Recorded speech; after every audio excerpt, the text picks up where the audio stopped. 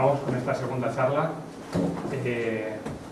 Como habéis visto, en la primera parte hemos analizado los premios de ASTE, de la de arquitectura, y hemos visto pues, todas las bondades de esos proyectos, grandes aplicaciones, grandes y pequeñas, pero muy exitosas aplicaciones de cerámica. Y en esta segunda conferencia, que la hemos titulado La arquitectura del trencadís en los proyectos singulares, como ya podéis imaginar, hemos hecho un poco de trampa a los títulos, ¿vale? La parte importante es las muestras que veis aquí. Los proyectos singulares es el Palacio de las Artes de Valencia y vamos a ver una recopilación de la aplicación del trencadís y qué problemas ha tenido ese edificio y cómo se debería haber resuelto ese problema, ¿vale? Cómo se debe colocar correctamente el trencadís para que sea un material que funcione correctamente en un edificio, ¿vale? Como históricamente ha pasado y tenemos muchísimos ejemplos a lo largo de la historia, ¿vale? Para esta conferencia contamos con Pepe Castellano, que es vicepresidente de ASTE, fabricante de cerámica, con una amplia experiencia, y además pues nos va a contar toda esta historia respaldada con un estudio que han hecho ASTE del problema de los desprendimientos, el revestimiento de trencadís del Palacio de las Artes, ¿vale? Empiezo ya con él. Pues muchas gracias, Ángel. Gracias por invitarnos y estar aquí en esta conferencia que de la Aula Cerámica estamos promocionando desde ASTE, porque queremos que los alumnos y la gente que estudie conozca la cerámica, y también os invito en lo último que ha presentado Jaime Prior, que son el concurso de final de carrera. Son unos premios que económicamente son muy elevados para un alumno, y nos gustaría siempre tener a gente de Castellón que hiciese algo. O sea, que es muy importante que estéis presentes, porque desde que se hizo lo de Peñíscola, el premio de Peñíscola en Castellón, por suerte y por desgracia todavía no hemos tenido un edificio que haya ganado un premio, y nos gustaría, al menos también vosotros que sois estudiantes y tenéis tiempo para ello, que os presentaseis. Pero bueno, yo quiero agradecer a Ángel Pitar la invitación y también felicitar a Jaime Prior y a Ramón Monfort por la presentación que han hecho de esos 12 años de premios ASTE, pero que lo han aglutinado en un tema que la visión es mucho más positiva, mucho más importante de los premios, porque no han ido por años y uno detrás de otro, sino por similitudes, por áreas, y un sistema transversal que hasta nosotros que hemos dado los premios enriquece a estos premios, enriquece toda la labor que se ha hecho estos años. También tengo que agradecer a Monfort, que ha estado 12 años, está todavía con nosotros en el jurado, y al menos da una sensibilidad a los nuevos arquitectos o a los arquitectos que vienen, para llenarles, digamos, su pensamiento con la cerámica. Pero hoy os voy a hablar del tema del trencadís.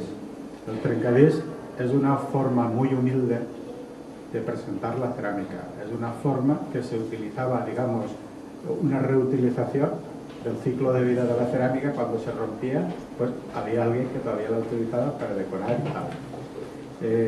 El trencadís, de cualquier manera, es un producto cerámico, y ASTE se ha movido en este tema porque últimamente ha habido muchos problemas atacando al trencadís por una serie de obras que se han hecho y que no se han solucionado bien su tema de instalación.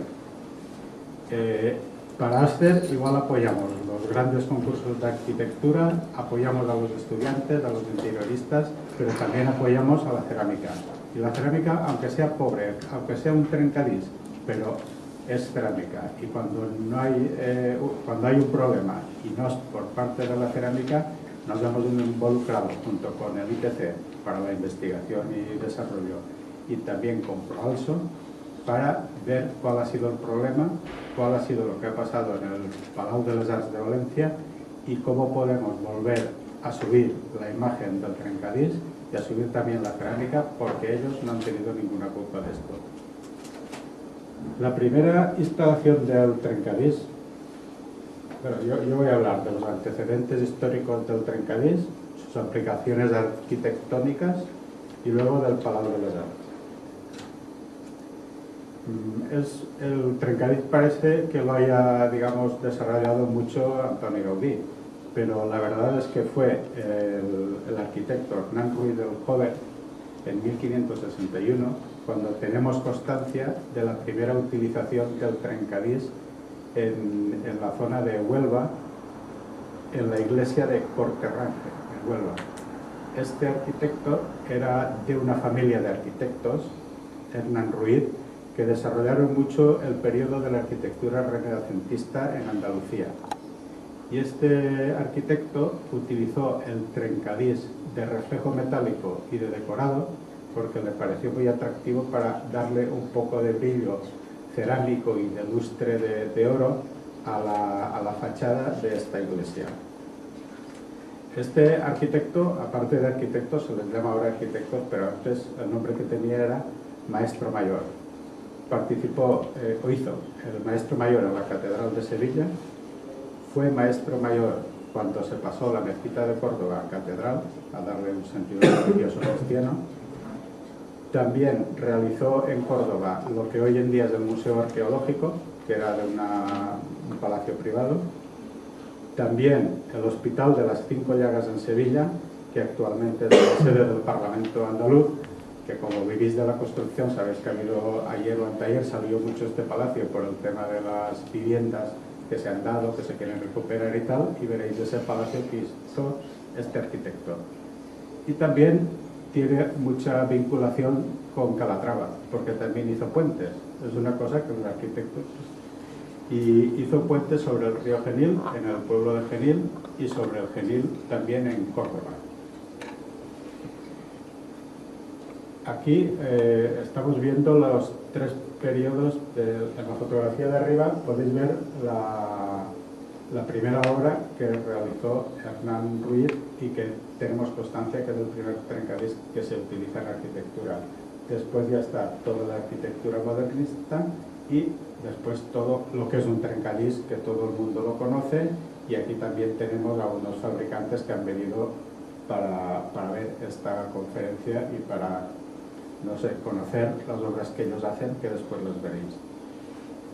El origen del trencadís en España nace, digamos, al mismo periodo que nace la utilización de la cerámica en la arquitectura. La cerámica en la arquitectura, hay una frase muy bonita de Salvador Sempere, arquitecto, historiador y crítico de arte, que dice: no hay progreso fuera del arte y no habrá mercado para ninguna industria fuera del arte. ¿Por qué se produjo en ese momento, en el siglo XIX, todo este fenómeno de unir la cerámica con la arquitectura? Porque hubo un momento que hubo arquitectos, hubo maestros de obra, hubo artistas y hubo industrias que se juntaron en ese mix y empezó a aparecer todo esto. Un ejemplo muy rico fue todas las ciudades de esta Europa nuestra, como Viena, Praga, Lisboa o Londres, que empezaron a utilizar la cerámica en su arquitectura. Pero fue la que más divulgó esta corriente arquitectónica la Exposición Universal de París en 1867. En ella se dan a conocer las obras que realizaron arquitectos como Charles Garnier, Jacques Iwaz y Tintor. Y luego aparecieron ceramistas como Desverges y el fabricante Pimechot y Bigot. Por ello hay una serie de edificios en París que son representativos, como el molino de chocolates Mernier, la iglesia de San Juan de Montmartre y la estación de San Martín en el metro de París. Todo esto fue ampliándose a Estados Unidos. En Estados Unidos tenemos a Louis Sullivan, creador de la Escuela de Arquitectura de Chicago, que viaja a París en ese periodo, en 1874, para estudiar en la Escuela Nacional de Bellas Artes. Aquí es donde él conoce la utilización de la cerámica en la arquitectura europea. Y después él, al formar parte de la Escuela de Chicago, también con sus amigos Wright, Maurer, Purcell y Emslie, empiezan a utilizar la cerámica en la arquitectura, y tenemos ejemplos muy variados tanto en Nueva York como el Flat Iron, el Bayard también en Nueva York, el Rocker en Chicago o el Banco Nacional Agrícola de Ortana en Minnesota, que tienen un uso de la cerámica muy arquitectónico y muy bien hecho.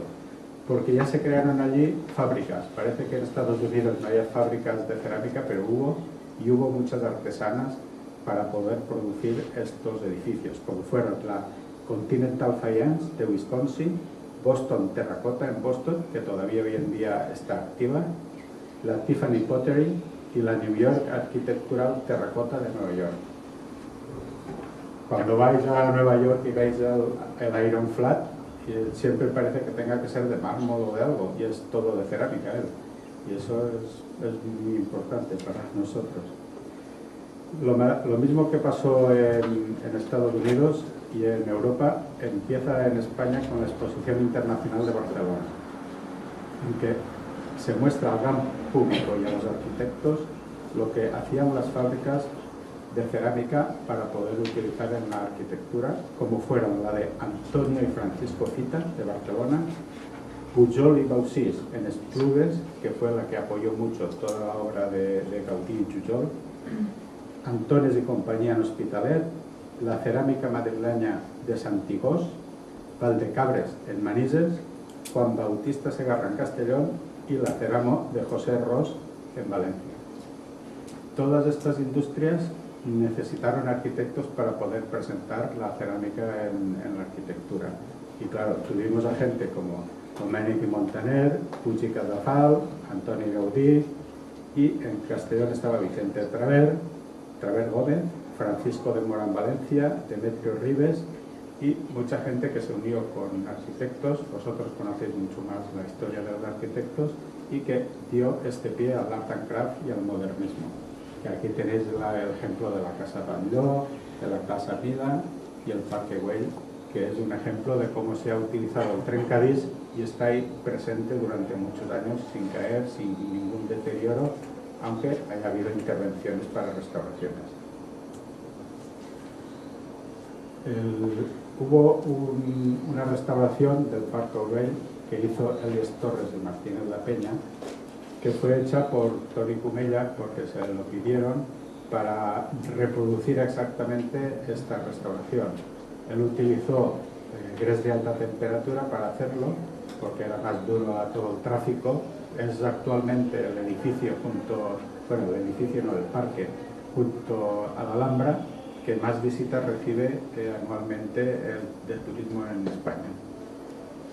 Para hacer esta restauración, Toni Comella siempre nos lo cuenta, que él utilizó casi 22 blancos distintos, porque ahí se mezclaba todo, era una recuperación de toda la fábrica. Después utilizó muchos efectos cerámicos como fundentes, esmaltes que escurrían, para darle la calidad modernista y la calidad de la cerámica. También, que has hablado antes tú, Jaime, de la restauración de la Consejería del Parque, que se hizo una restauración, unos dicen muy bien hecha, otros que se había copiado demasiado bien, pero que al final está ahí y está perfecta su restauración técnicamente y con la cerámica que le correspondía. El trencadís dio un siguiente paso desde Hernán Ruiz en 1500, luego pasó la época modernista y luego hubo un momento, que ha sido estos últimos 20-25 años, que se empezó a utilizar contextualizando el trencadís, como fue lo que hizo el par diagonal El Mar, Enric Miralles y Benedetta Tagliabue, que fue premio también de Aster. Estos, digamos, floreros que son majestuosos y que están presentes en el par, se hicieron metálicos. El revestimiento es un revestimiento de trencadís, pero que reproduce a la vez todos los utensilios y todo lo que se rechazaban las papeleras del despacho de Enric Miralles, para darles una descontextualización de la reinterpretación cerámica. Actualmente hay una empresa en la zona de Castellón que se llama Decotren, que está realizando producciones de trencadís. Un ejemplo de esta producción fue el mercado de Mazarrón, de Pepa Díez Calvo, con una fachada bastante interesante aplomada hacia el exterior y luego una reproducción de colores que, según el diseño de la arquitecta, realizaba.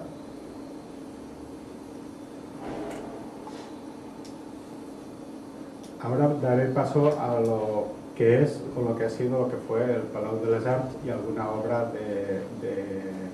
de Calatrava del inicio de esa zona de la arquitectura de Calatrava en Valencia.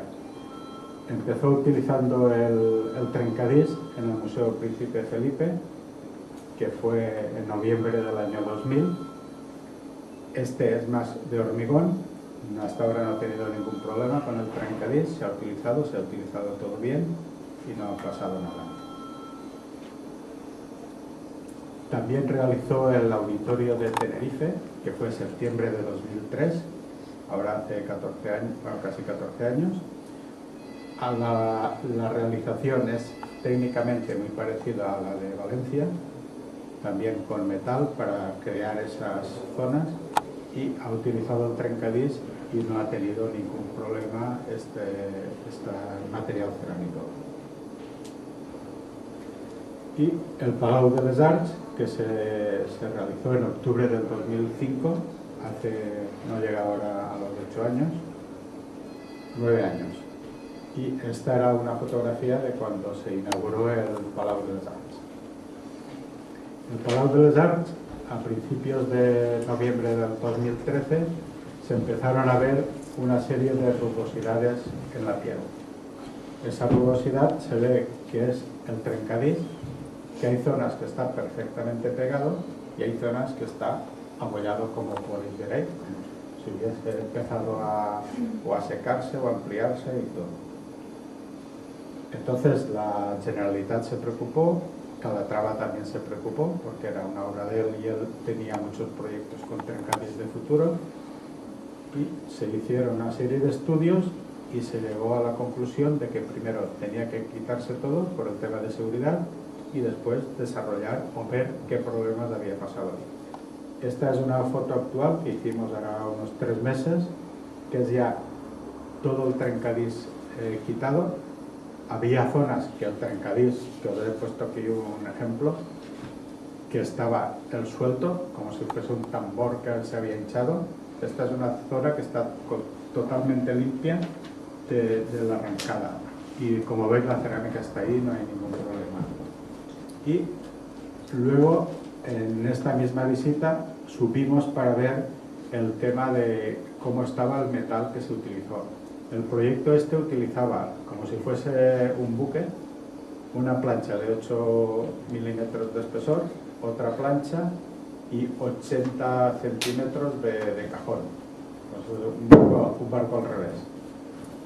Nos dimos cuenta que las planchas estaban a veces muy abovedadas, con juntas de soldadura muy importantes y irregularmente no estaban bien hechas, que no era todo una cosa lisa. Entonces nos hablaron también que, aparte de las dilataciones que hacían normales, hacía otras con efecto boom, hacia afuera. Y era un sonido que escuchaban dentro los que estaban en el Palau de les Arts. Aquí veis una fotografía con una junta que está presente allí, y claro que hay que solucionar todo este tema para poder después aditimar o adherir lo que se tenga que hacer para la restauración. Se ha hablado mucho de qué se va a hacer, si se va a pintar, si se va a poner aluminio, si se va a poner metal. Entonces, Aster, estuvimos hablando con la Generalitat, porque creíamos que si era cerámica y no era un problema cerámico, tenía que volver la cerámica. Y fue cuando le hicimos un estudio junto con Militece y Proalso para presentarlo a la Consellería. Nosotros le dijimos, bueno, el estudio que era el siguiente era el soporte metálico, luego una imprimación para que el adhesivo pudiese agarrar al hierro y limpiarlo, porque la humedad que sufre el Palau de les Arts es bastante importante al estar cerca del mar, y las corrientes de aire y de humedad suben todas por el Turia. Lo primero que suben es por ahí, tienen un canal natural y les afecta muchísimo. Después de la imprimación sería estudiar un material de agarre, las juntas y la cerámica, que es un material que está ahí y que no le ha pasado nada. Era más estudiar lo que era el soporte, la imprimación, el material de agarre y las juntas. Aquí se estuvo viendo los cambios de climatología y de temperatura que pasaban no solo de invierno a verano o de noche a día, que puede ser una dilatación suave. Lo que más dilataba y sufría la cerámica y también el metal era con las tormentas de verano, que estás pasando de un día que está haciendo 30-35 grados, llega la tormenta, empieza a llover y la bajada de temperatura al mojar las piezas, al mojar la cubierta era tan elevada que se oía como un crujir de barcos. Era una cosa impresionante. Entonces se tuvo en cuenta todo este tema y las dilataciones, según nos comentó Roalzo en su informe, es que eran 10 veces superior cuando es metal y cerámica que cuando es hormigón y cerámica. Hormigón y cerámica prácticamente están igual, pero cuando es metal, aluminio, otras cosas, es casi 10 veces la dilatación. Entonces hay que estudiarlo mucho para que no haga el efecto tambor. Y aquí tenéis una pieza que está totalmente limpia, que se ha cizallado del acero y está toda perfecta, pero suelta.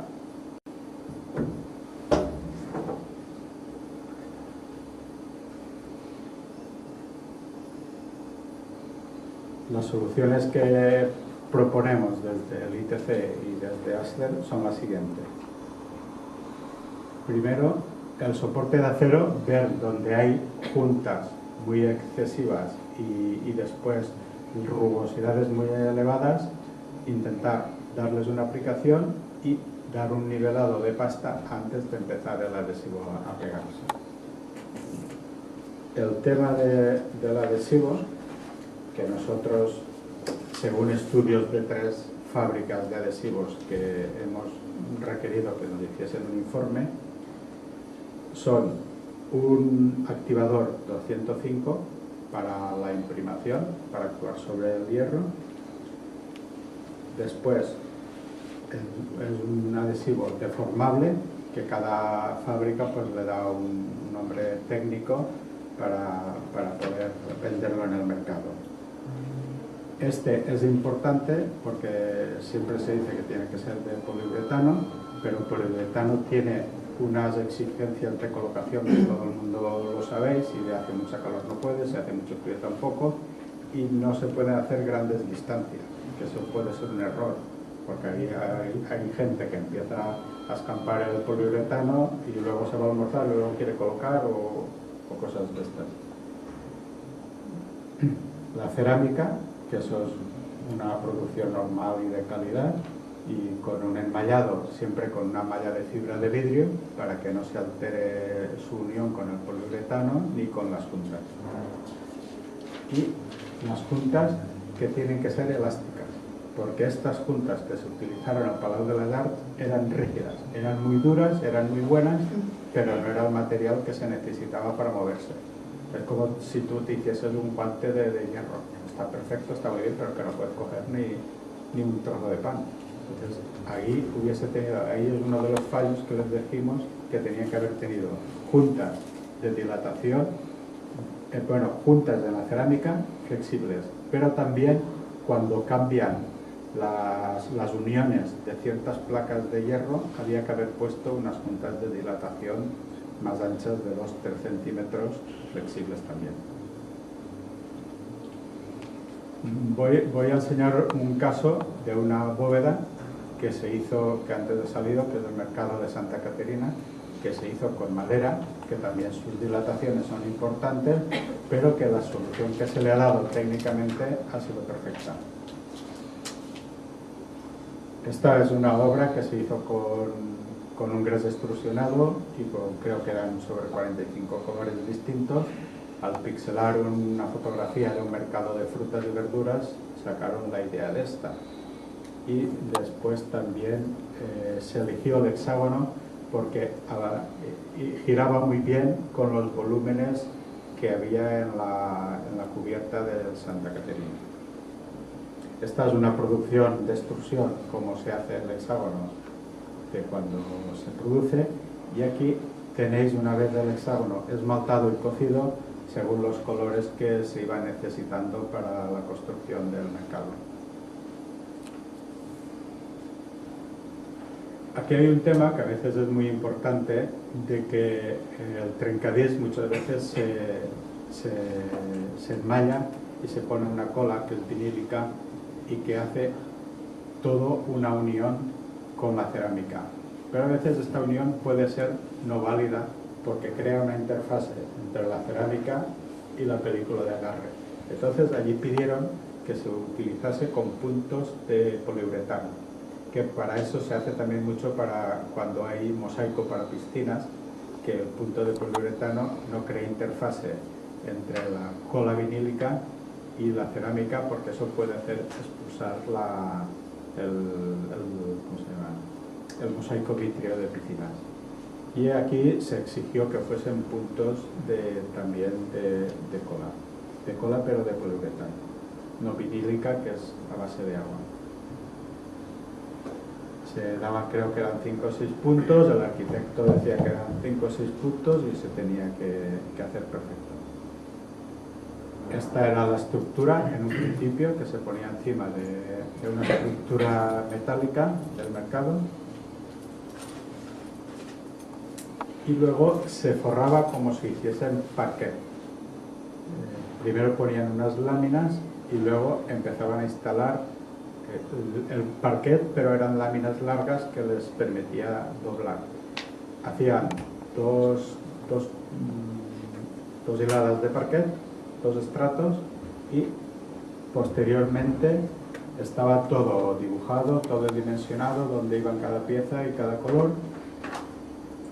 Y después, si veis aquí, la madera ya no se ve, porque ella le habían puesto una capa de poliuretano y otra capa con fibra de vidrio para que aguantase también el poliuretano las dilataciones de madera. O sea que habían preparado muy bien el sustrato. O sea que, si alguna vez os pasa eso, sabéis que no tenéis que ir a verlo, qué es lo que está haciendo el chapador, lo que está haciendo el que instala.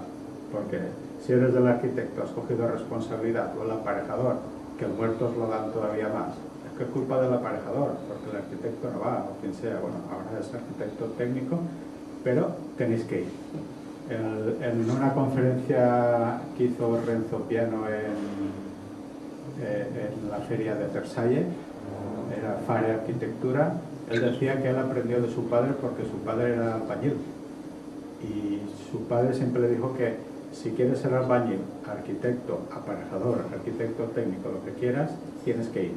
Porque si no vas a la obra, nunca la verás y nunca conocerás los problemas y las soluciones. Y él dice que se pasaba todos los días en la obra, a lo mejor ahora ya no va tanto, pero antes sí. Si os dais cuenta, esta gente tenía por GPS dónde tenía que colocar la primera pieza con el color adecuado para a partir de ahí empezar a crecer. Y nunca escampaba en el poliuretano más de lo que ocupaba una pieza, que eran unos 1 metro cuadrado más o menos. Con eso nunca se llegaba ni a secar y con las condiciones adecuadas. Aquí tenéis, aquí habían escampado poliuretano para 2 piezas, pero enseguida instaladas y pegadas.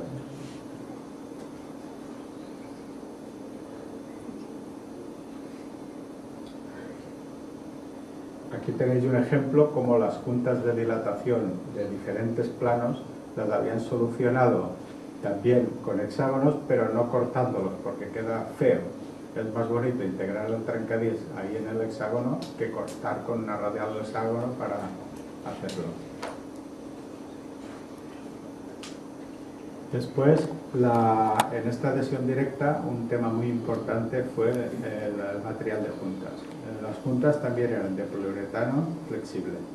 Y todos sabéis que si habéis una vez rejuntado con poliuretano, es un poco engorroso, no es como lo otro, pero al final la solución es muchísimo más mejor que si pones un cemento normal de material de punta, y esta gente lo hizo así.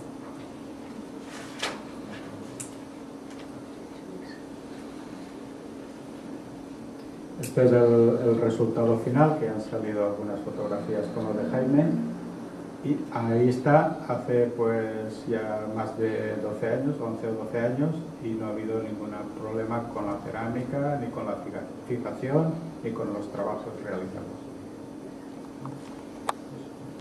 Después les propusimos también a la Generalitat una realización de instalación cerámica con fachada ventilada. Ahí hubo un estudio de líneas geodésicas que le enviaron el despacho de Calatrava a la ingeniería que hizo todo este desarrollo para nosotros, y bueno, es muy complejo. Parece una tontería las formas, pero se matan ahí con el ordenador. Entonces la solución que dieron fue la siguiente: primero, limpiar todas las placas de hierro, solucionar el tema de la imprimación, y después darles toda una pasada, una capa de poliuretano. Bueno, después de limpiar, primero estas puntas que veis ahí son puntas de acero inoxidable que con un hilting se colocan en las planchas de metal. Estas tienen 8 milímetros y esto entraría en las planchas 6 milímetros. Esto que haría sería como las fijaciones, donde después irían las guías para poder anclar ahí la cerámica. Pero ya estaría protegido el hierro para posibles, digamos, problemas. Tendrían protegido también la punta del acero inoxidable, y estaría todo, digamos, impermeabilizado, protegido y aislado de los cambios climáticos. Después se pondría una subestructura de aluminio para después transversalmente ir colocando todo el sistema de fijación de fachada ventilada. Y ellos presentaron, porque no tenían otra imagen, una pieza que se podía anclar por los laterales y por la zona intermedia, que tiene huecos. Ellos habían hecho un dibujo estándar, pero ahí hoy en día, con la tecnología cerámica de inkjet y con la tecnología que tenemos con las prensas, se puede dar efecto trencadís o también aditivar, o sea, pegar sobre esas placas cerámicas el trencadís. Entonces, ¿qué pasaría? Tendríamos el trencadís, iría girando todo, no hay ningún problema, y luego aislaríamos mucho lo que es la cubierta metálica de la cubierta cerámica, y ganaría con ese aislamiento la temperatura que se someten las placas de metal de todo el Palau de les Arts.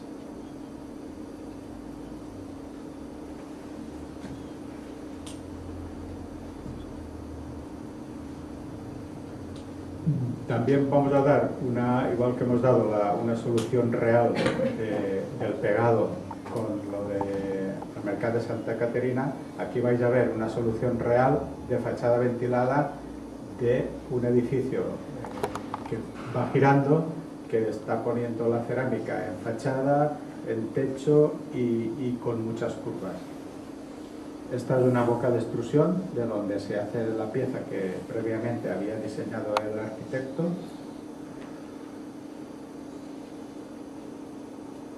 Esto es la cocción de las piezas antes de entrar al horno, para que veáis lo que cuesta hacer la producción de una idea de un arquitecto, el arquitecto Ricardo Fernández de Granada. Y este es el estudio que hizo esta ingeniería para poder utilizar la cerámica en un edificio que tenía muchos giros y que se quería utilizar en todos sus campos y sentidos. Aquí veis la misma pieza que está en vertical, está girando, está en el techo y está bajando otra vez. No tiene nada de hormigón, todo es metal de hierro fundido, y después aluminio para poder instalar la cerámica. Aquí tenéis instalando también en el techo del hall de entrada para utilizarlo. Como veis, los enganches se pueden hacer en la parte, digamos, lo que se pensaba Palau de les Arts, debajo, con una guía que tienen, o también de la parte de los agujeros que tienen en el corte. Puede colgar, se estudió para que se pudiese colgar en todas partes. Y este es el edificio después acabado, que está todo hecho de cerámica, policarbonato y cristal, no tiene hierro, no tiene nada más. También se utilizó en el hall de entrada, en los pasillos, y en una iglesia que hicieron dentro de esta escuela universitaria, y que luego dio muy buenos resultados por las formas que tenía y rebotaba el sonido perfectamente por la absorción que hacía la cerámica.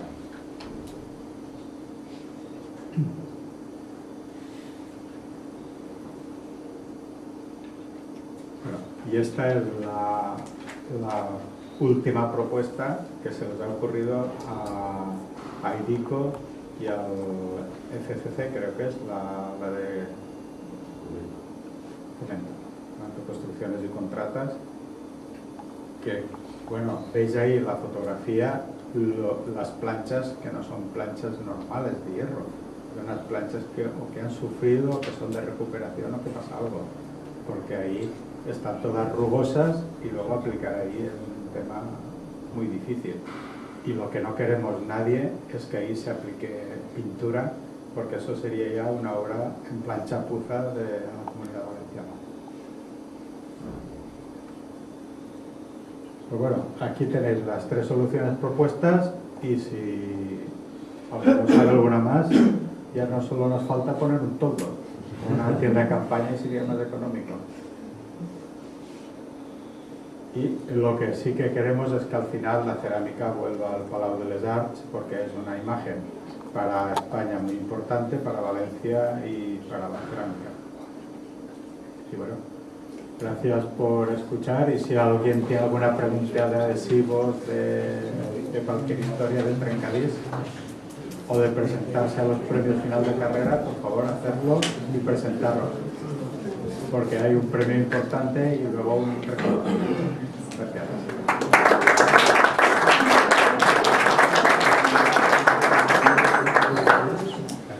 ¿Alguna pregunta? ¿Podéis contestar?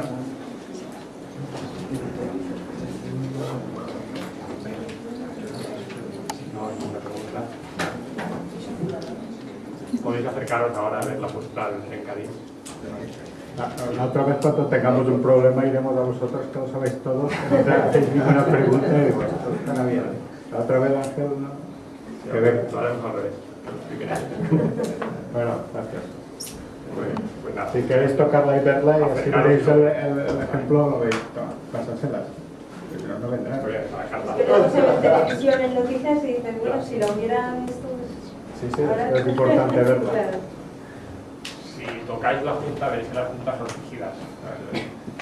La mayor parte de los problemas es que al ser las juntas rígidas es como si fueras una superficie totalmente continua rígida, como si fuera todo cerámica. Si las juntas fueran flexibles, no habría problema, se absorberían las dilataciones. La propuesta, Pepe, de poder utilizar el Trencadís, la propuesta, las juntas de dilatación separan paños, ¿recuerdas? De 20 metros cuadrados, ¿de qué orden? Creo que son 4 por 8.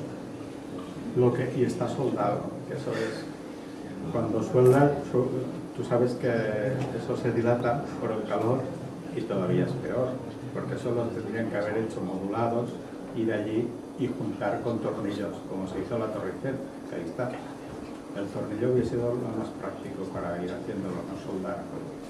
Y luego se recubre todo y sería perfecto. Pero esta sí, con 4 por 8 y luego 80 centímetros de tambor, que son las dilataciones de esta que está más fuera y esta que está más dentro, imagínate, son dilataciones muy importantes. Pero la tensión máxima es justo en el punto de soldadura, o es a lo largo de la chapa. Si tú has visto lo primero, casi que coincide con las líneas de soldadura, donde no se ha adherido bien ahí. ¿Has visto que eran como si plegases un papel? Igual. La pieza estaba ahí, el trencadís estaba ahí, todo. Pero es que claro, a lo mejor únicamente con el tema de la junta, a lo mejor es suficiente. Podría ser.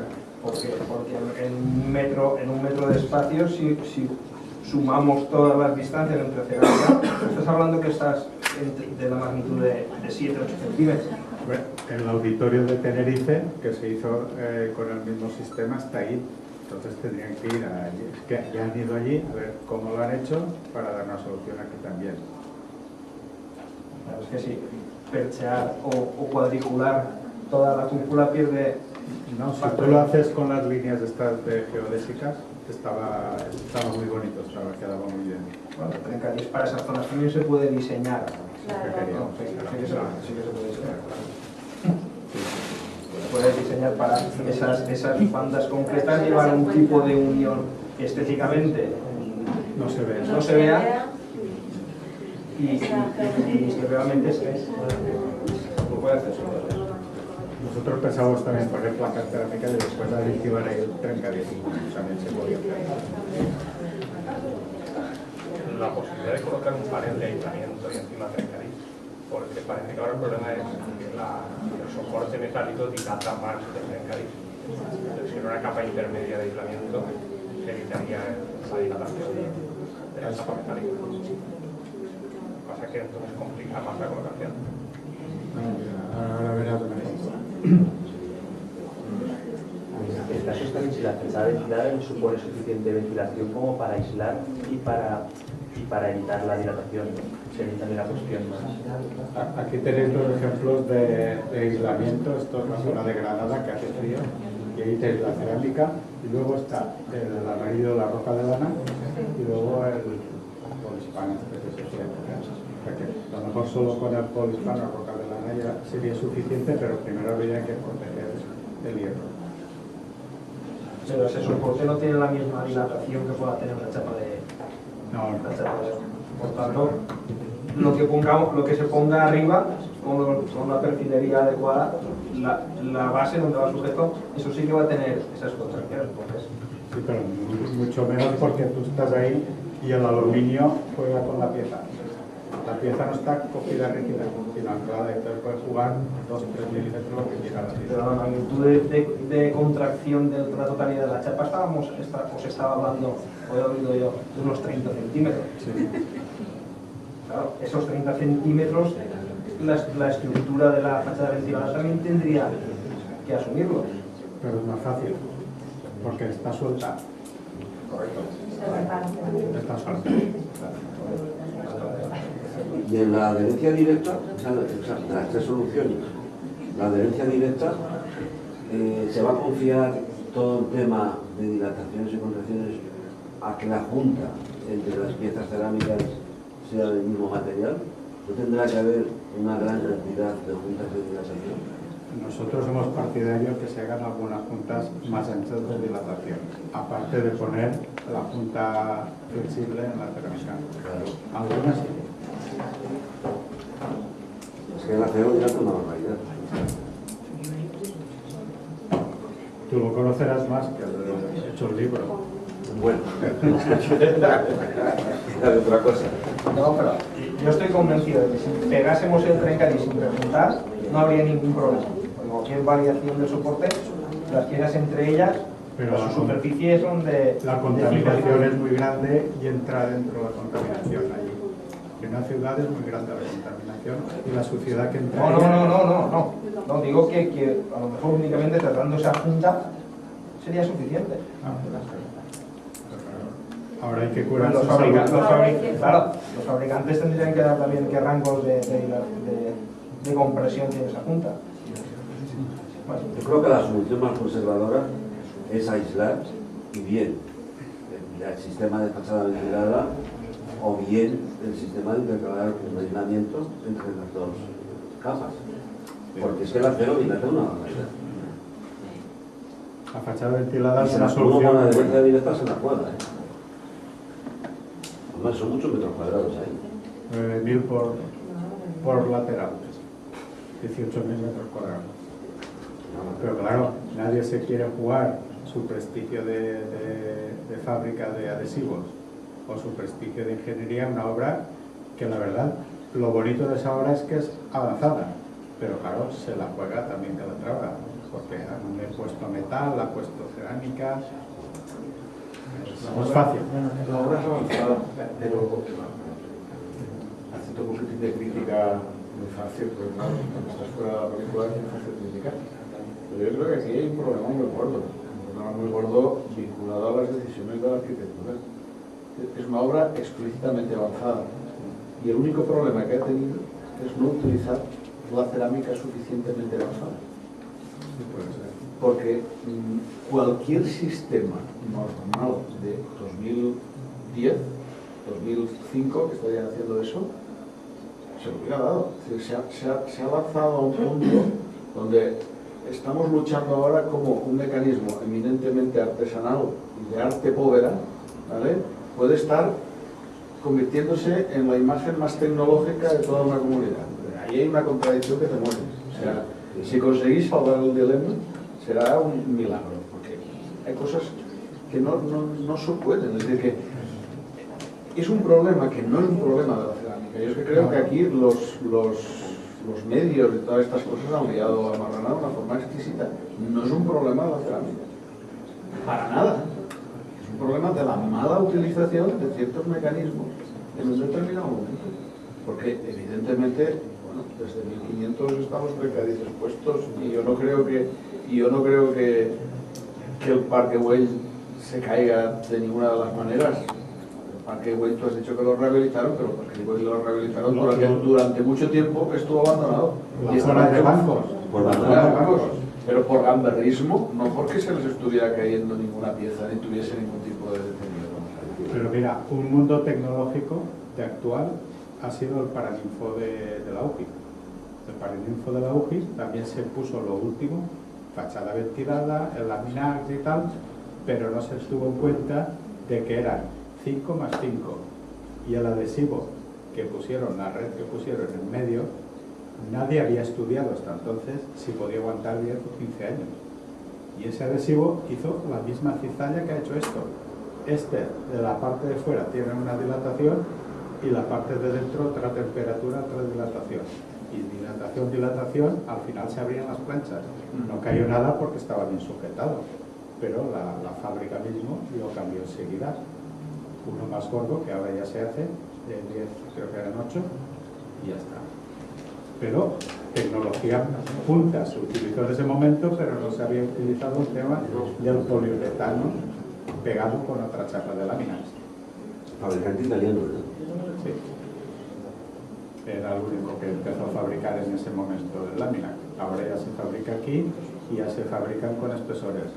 Pero todo eso de las colas, de los pegamentos para trabajar a tracción, eso le dan 5 años, 10 años, pero por lo menos depende mucho de la composición de todo.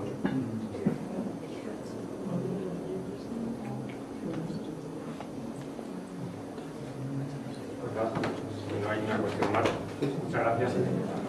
Gracias.